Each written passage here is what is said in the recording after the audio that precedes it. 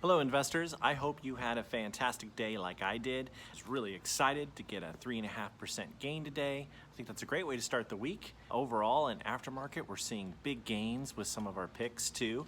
So there's some really great stuff going down. There were a lot of changes to the list today. I definitely made more moves than I typically do. I want to just start off by covering some of those moves. First was NVAX, and this was the #1 pick from yesterday. I just felt like it was time. I wanted to take our profits from it. That's what happens sometimes. You get going and you really want to make sure and take those profits, and you got to take those advantages. So it being up 24% this morning and me seeing it dip a little, I took advantage of it and sold it for a 24% gain. TTOO was one that definitely, this one hurt. I do believe in the catalyst on it, and I was given a little bit of a hard time on it, but the whole thing is that yes, I was 16% down in it, but I needed that money to put into something else because there's just some big things going on, and I didn't want to miss out on the market on a stock that just really wasn't moving at the moment.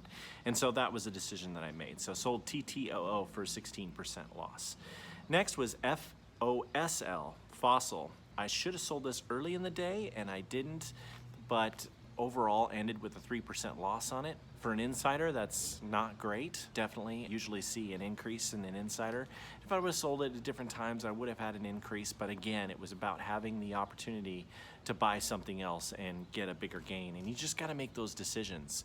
And it just happens. You know, overall had a 3.5% gain today, so that's a great day. And then CHMA. Didn't really have to sell this. There's just been some confusion about whether or not they would receive a CRL because of MBRV's CRL about traveling to a manufacturing facility. But their manufacturing facility was in the United States, so it's quite a bit different situation than MBRV. But being up 14%, I felt like it's time. Let's just move on. And I feel good about a 14% gain in what, 6 days? 5 days? That's pretty great. So hopefully you saw all those on Stocktwits and followed along and was able to make changes also that benefited your portfolio and did what was best for you. So we have big movers in the works. There's some stocks in the list that are really moving, and if you were paying attention to after hours, you got very excited. I definitely was very excited about after hours and how it all turned out. There towards the end, I was up 5% in after hours. I just love that. So that would be an 8.5% gain in day one of the weeks. We'll take that. All last week, I had personally an 8% gain. So to have that in one kind of day is pretty epic. So some of the big movers that are going on is KTOV, definitely Volt, which we added there at the end, VOLT, and MGEN. I want to encourage you, you know, a lot of people are saying, hey, I held through the news, or I'm holding through FDA decision, and I think that's great, but I just don't do that. Once you get a certain amount of money and you just really want to protect that capital, and I just don't hold through the news. I just don't. If I do, it was an accident. They released the news early, and usually if they release news early, it's good news. If they release news late, it's bad news. So that's the thing to kind of keep in mind. I just want to encourage you, as a rule, don't hold through the news. I've done that. I've been burned. Today we had a stock get approved, FDA approval, and what did it do? It dropped all day long. So you get FDA approval and it drops. It could be anything. It could be they need cash, so they have to do an offering, or if the stock's a lower price, they need money for manufacturing, or if they're running against NASDAQ listing rules, they could do a reverse split, which is bad. There's just so many things, and if it's perceived by investors that one of those things needs to happen after the FDA approval, a lot of times that's what you'll see. You'll see a stock just drop as it goes on through. Well, anyway, let's get to the list. Right now I'm in 9 stocks, but I'm going to cover the top 7, and I'm going to talk about a couple that aren't on the list first. First is JAX. I've owned this for a little while, down just a little bit in it, like 1%. Still holding it. It's getting a little old for insider activity, but I'm hopeful that we'll see some additional insider activity that kicks that up. If we don't see anything, I'm going to be looking to sell it and move on.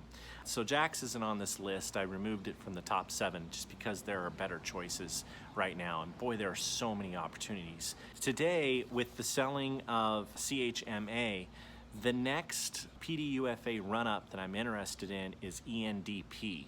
So I really haven't started to load this up yet. I don't have very much money in it yet. Looking for dips and going to be adding to it. But ENDP has a PDUFA date of July 6th. That's not on this list, but it probably will be soon.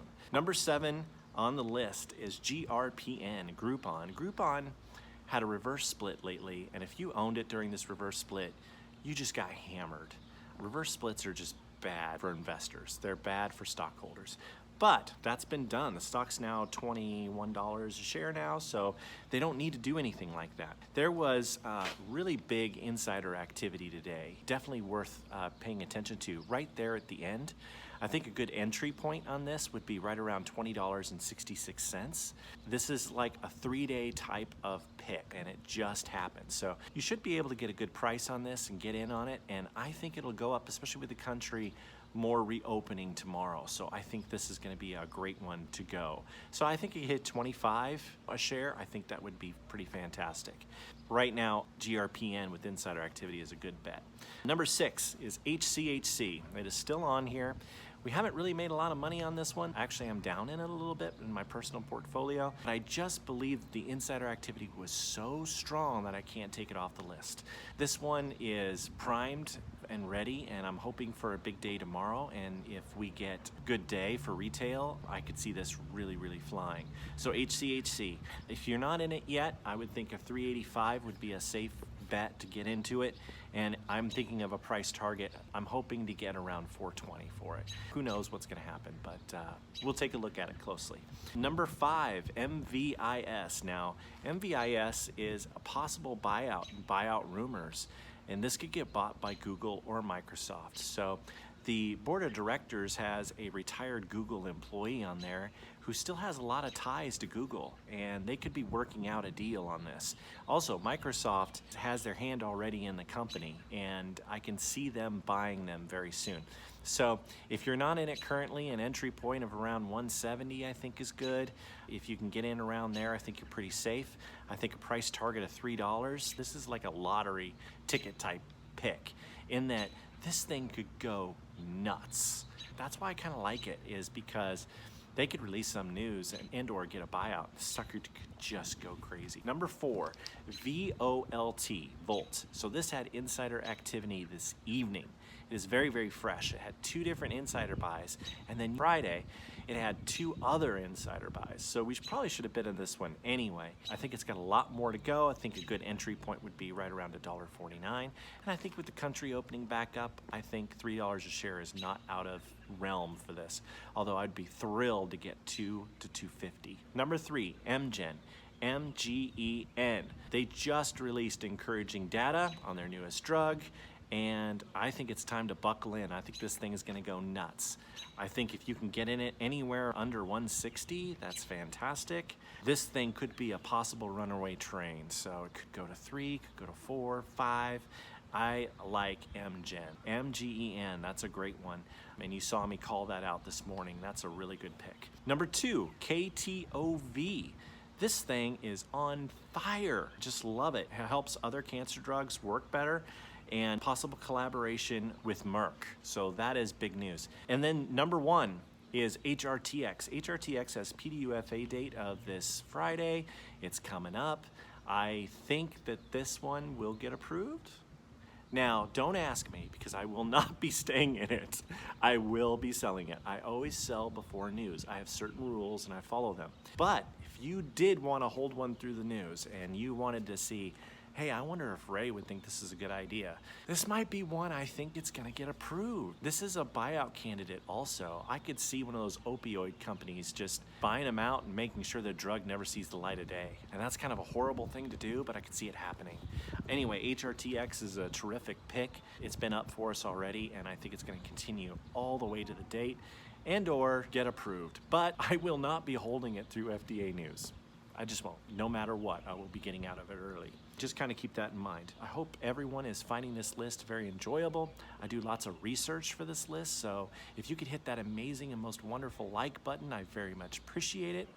Also, if you could subscribe and turn on bell notifications, I appreciate that very much. If you haven't already, follow me on Stocktwits. If you don't know what Stocktwits is, it's an app that you can get on Android or Apple. You download the app, you set up a profile, and then you search Raythoven, and then follow and sign up for my posts so that you can get my intra-day trades. Because throughout the day when I make a trade, if you want to know about it, that's the way to do it. Anyway, I hope we all have a great week. I enjoy conversing with a lot of you that I get an opportunity to talk with every day on Stocktwits.